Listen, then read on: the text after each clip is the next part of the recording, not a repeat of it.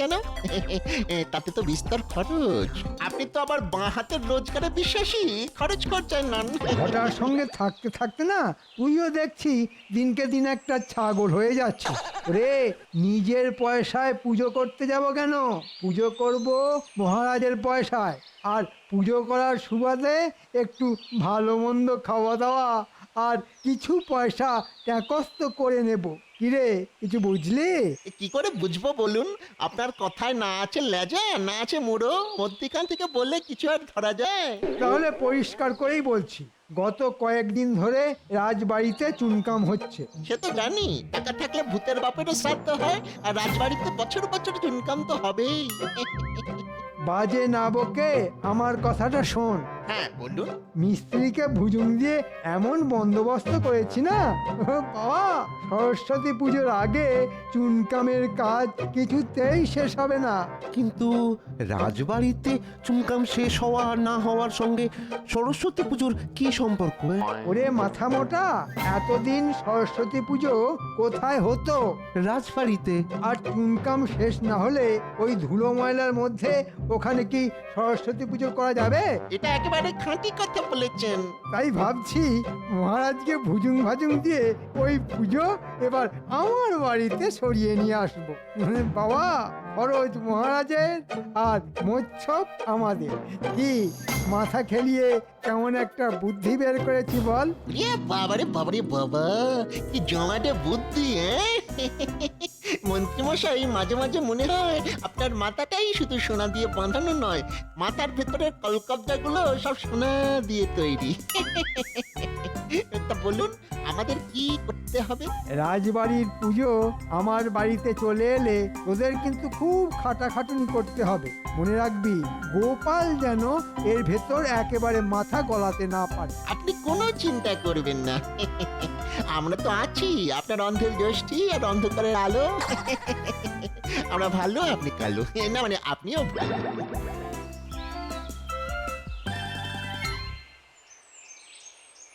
গিন্নি, তাড়াতাড়ি ভাত দাও দেখি, আজ একটু সময় মতো রাজসভায় পৌঁছতে হবে বুঝলে। রাজসভায় আজ কি এমন কাজ আছে গো? বারে ভুলে গেলে? কদিন বাদেই তো সরস্বতী পুজো, সেই নিয়ে এই মহারাজ আজ আলোচনা করবেন বুঝলে। ও সরস্বতী পুজো, তা ভাত আমি দিতেই পারি, কিন্তু তোমাকেও একটা কথা দিতে হবে। হ্যাঁ, কি কথা গিন্নি? এবারে সরস্বতী পুজোতে আমাকে একটা বাসন্তী রঙের শাড়ি কিনে দিতে হবে।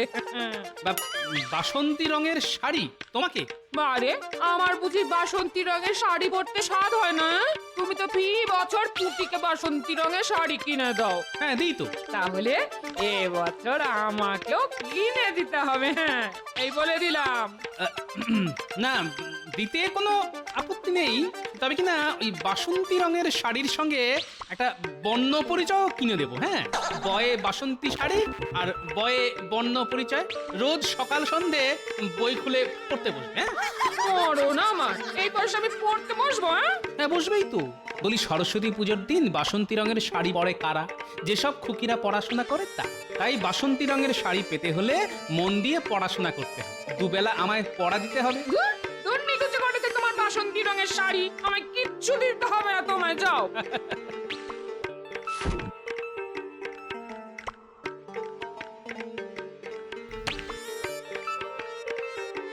আরে ভাতের হাড়ি নামিয়ে নিয়ে চলে যাচ্ছ কোথায়? আরে ও গিন্নি, আমার ভাত। এটা দেখছি আচ্ছা ঝামেলা, এক্ষুনি তো প্রলয় কাণ্ড ঘটিয়ে ছাড়বে।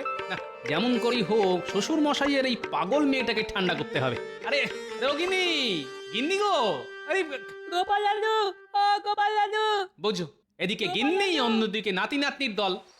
বল, কি বলবি? বলতে এসেছি যে কদিন বাদই তো সরস্বতী পুজো। তো অন্যবারের মতো এবারেও রাজবাড়িতে ঘটা করে সরস্বতী পুজো হবে তো? আরে আশ্চর্যের কথা শোনো, ঘটা করে সরস্বতী পুজো হবে না কেন? এবার কিন্তু আমায় আলপনা আঁকতে দিতে হবে। হ্যাঁ গো দাদু, পুটি না খুব সুন্দর আলপনা আঁকতে শিখেছে। ঠিক আছে ঠিক আছে, তাই হবে, পুটি আলপনা দেবে। তা তোরা এখন যা তো বাপু, আমায় আবার এক্ষুনি নিয়ে খেয়ে রাজসভায় যেতে হবে। আরে আজকে তো এই পুজো নিয়েই রাজসভায় আলোচনা আছে। তাহলে এখন আমরা আসছি দাদু, আমার আলপনা দেওয়ার কথাটা কিন্তু মনে রেখো। রাখবো রে বাবা, রাখবো। এখন তোরা আয় তো দেখি। গিন্নি, আরে ও গিন্নি। কি হলো কি?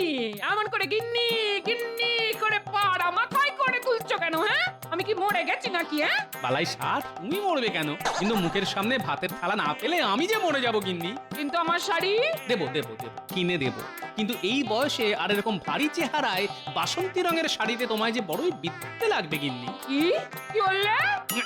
না, বলছিলাম কি, তুমি একটা ডুরে শাড়ি নাও, লাল পেড়ে শান্তিপুরে ডুরে কাটা শাড়ি। ও যা মানাবে না তোমায়, সত্যি বলছি, যে দেখবে সে আর চোখ ফেরাতে পারবে না গিন্নি।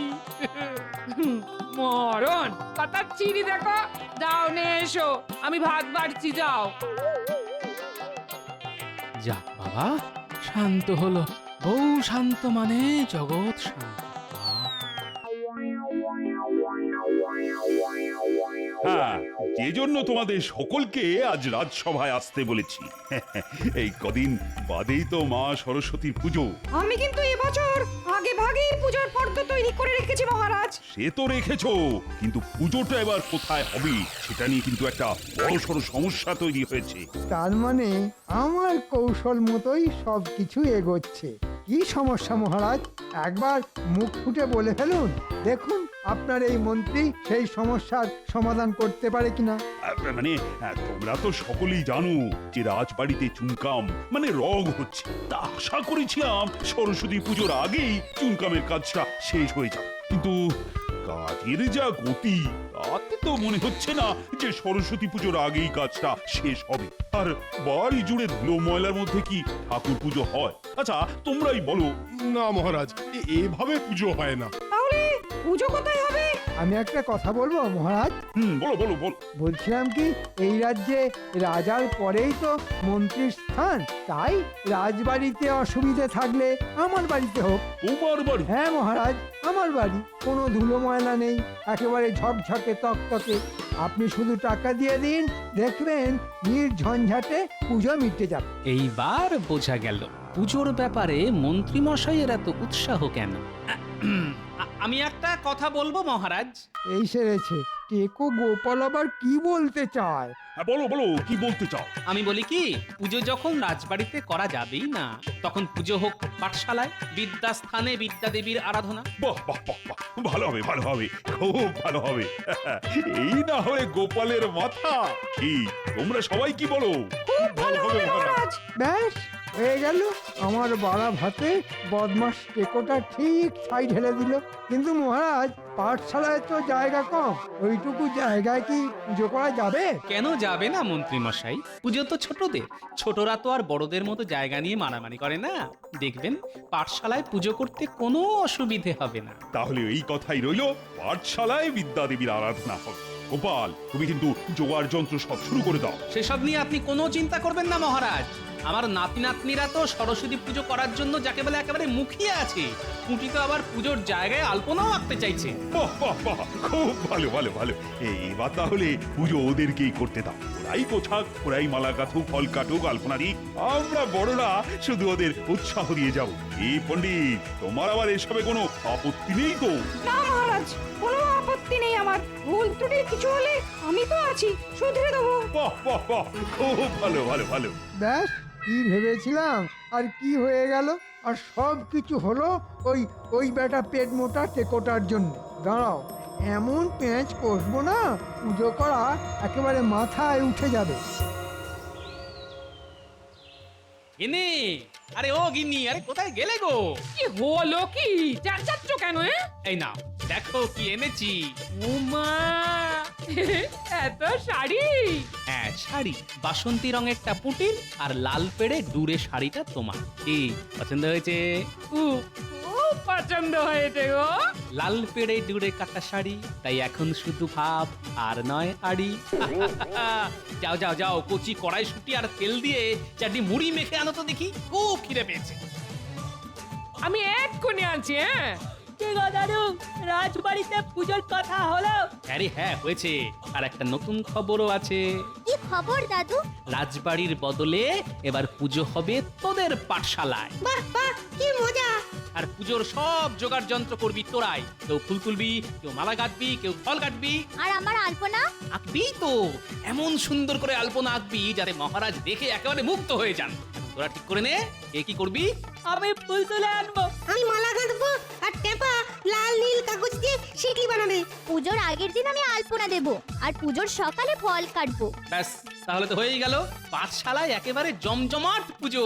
কুমন মশাইয়ের বাড়িতে ঠাকুর গড়ার বায়না দিয়েছো তো? বায়নারও দেওয়াই আছে, তবে আজই একবার গিয়ে পাকা কথাটা বলে আসবো। দেখো ঠাকুরের মুখটা যেন খুব ভালো হয়। আর হাঁসটা যেন বেশ বড় সড়ো হয়। হ্যাঁ, আরে বাবা, হবে হবে, সবকিছু খুব ভালো করে হবে। এই নাও মুড়ি। হ্যাঁ দাও, আয় মুড়ি খেতে খেতে পুজোর অন্য কথাগুলো সেরে নে।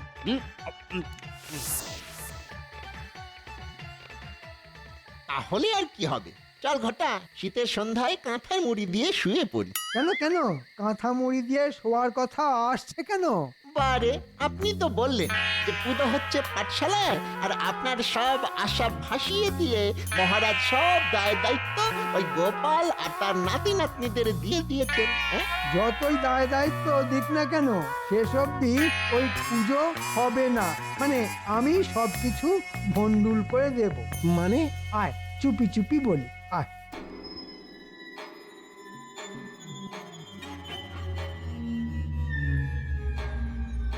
বাবারি বাবারি বাবা, কি বুদ্ধি! না মন্ত্রী মশাই, আগে বলেছিলাম আপনার মাথার ভিতরের কলকবজাগুলো সব সোনা দিয়ে তৈরি, এখন বলছি তার মধ্যে কটা হিরেও বসানো আছে। নিজের বাড়িতে নিজের মতো করে পুজো করব বলে মহারাজের কাছ থেকে কিছু অর্থ সাহায্যও নিয়ে আসবো। আবার পাঠশালার পুজো পণ্ড হয়ে যাওয়ার পর দেখবেন দলে দলে লোক আপনার এখানে সেই পুষ্পাঞ্জলি দিয়ে যাবে। টেকো গোপাল এসব দেখবে আর আঙুল চুষবে। আচ্ছা আচ্ছা, ওই কুমোর কি আপনার এইসব শেখানো কথা বলতে রাজি হবে? আরে হাতে একটা টাকা গুঁজে দিলেই দেখবি ঠিক রাজি হয়ে যাবে, তোরা শুধু আসল কাজটা করে দিবি। আপনি কোনো চিন্তা করবেন না মন্ত্রী মশাই, আগের রাতে আমরা যাব। আর তাহলে এখন আয়।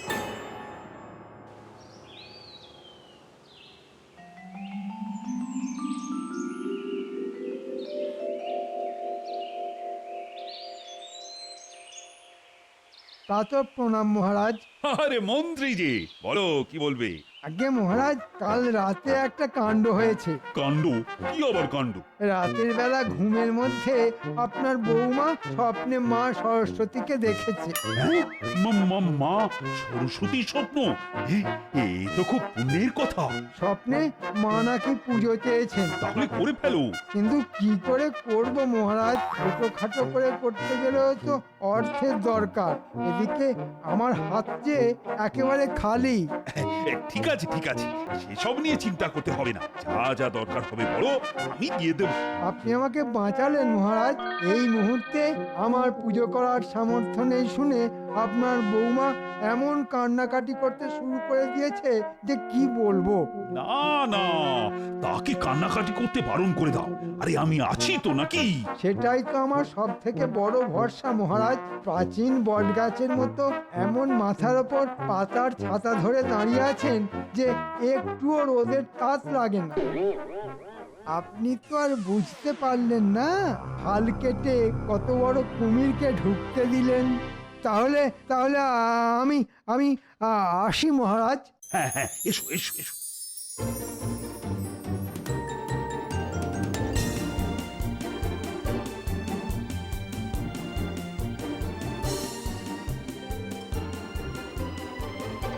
কি গো পোটো, মহারাজের বায়না দেওয়া প্রতিমার কাজ আর কত দূর?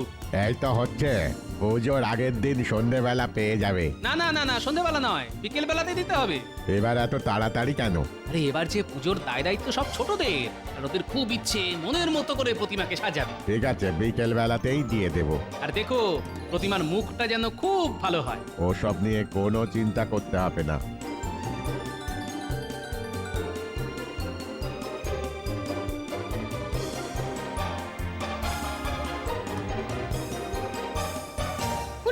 দেখ তো টেম্পার শিকলিগুলো ঠিকঠাক হয়েছে কিনা। খুব ভালো হয়েছে। এবার দেখে বল তো আমার আলপনাটা কেমন হয়েছে? আরে হ্যাঁ রে বাবা, হ্যাঁ, তোর আলপনা দারুণ হয়েছে, খুব সুন্দর হয়েছে। মা সরস্বতী এসে এখানেই বসবে বুঝি? হ্যাঁ, কিন্তু গোপাল দাদু তো সেই কখন ঠাকুর আনতে গেছে, কই এখনো তো এলো না। আরে দাদু তো বলে গেছে প্রতিমা, ফল, তারপর ওই পুজোর দশকর্মার সব কিছু একসঙ্গে নিয়ে আসবে, তাই হয়তো দেরি হচ্ছে। কিরে তোদের ব্যবস্থা কত দূর? এই তো পণ্ডিত মশাই এগোচ্ছে। বাহ, রঙিন কাগজের শিকলি দিয়ে কি সুন্দর মণ্ডপ সাজিয়েছিস তোরা। তারপর এত সুন্দর আলপনা। বাহ বাহ বাহ বাহ বাহ, তোদের যে এত গুণ, এ তো আগে জানতাম না। ব্যাস হয়ে গেল, একসঙ্গে সব বাজার করে নিয়ে এলাম। শুধু দই আর মিষ্টি আসবে কাল সকালে। রাজপণ্ডিত, আপনি কিন্তু দশকর্মার জিনিসগুলো ফর্দ অনুযায়ী একটু মিলিয়ে নেবেন। সে আমি ঠিক মিলিয়ে নেবো। দাদু, ও দাদু, ঠাকুর কোথায় গো? ঠাকুর আসছে আসছে, ওই দেখ। বাহ বাহ, কি সুন্দর ঠাকুর। কোথায় রাখবো? ওই যে গোল করে আলপনা দেয়া হয়েছে, ওইখানে রাখো কাকু। একটু সাবধানে বসাও, আমার আলপনা কিন্তু এখনো কাঁচা আছে। ঠিক আছে রে বাবা, ঠিক আছে, দেখবি তোর আলপনা একেবারে ঘাটবে না। দেখি, আহ, বাহ, খুব সুন্দর মানিয়েছে রে। কিরে পুটি, ঠাকুরের মুখটা ভালো হয়েছে তো? খুব ভালো। কিন্তু দাদু, ঠাকুর তো এলো, কিন্তু ঠাকুরের হাঁস। আহা, আসছে আসছে, ওই দেখো ওই দেখো, ওই পোটো মশাইয়ের ছেলের কোলে চেপে আসছে। বাহ, কি সুন্দর হাঁস, ঠিক যেন জ্যান্ত। তা পুজোর কেনাকাটা তো সব হয়ে গেল, এখন তাহলে যে যার বাড়ি চলে যা। কাল খুব ভোর ভোরে এসে মালা টালা দিয়ে সাজিয়ে ফল টল গুলো কেটে ফেলবি, কেমন? ঠিক আছে। ও গোপাল দাদু, তুমি তো দেখছি কোল থেকে হাঁসটাকে আর নামাতেই চাইছো না। ওটাকে ঠাকুরের পাশে রাখো না। বড় মিষ্টি হাঁস রে, তাই এখন এটাকে বাড়িতে নিয়ে যাই। কাল ভোরে যখন আসবো তখন এটাকে আবার কোলে করে নিয়ে আসবো।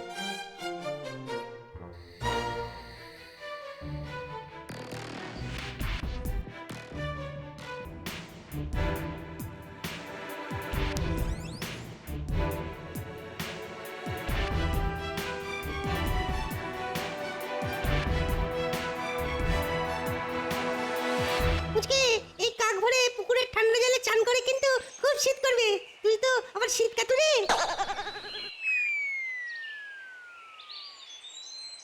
আরে দেখ দেখ, মন্ত্রী মশাইয়ের বাড়িতে সরস্বতী পুজো হচ্ছে। আরে ঠাকুরটা ঠিক আমাদের পাঠশালার ঠাকুরের মতো দেখতে। হয়তো একই পোটো মশাই তৈরি করেছে। চল চল, তাড়াতাড়ি চল, আমাদের এখন অনেক কাজ।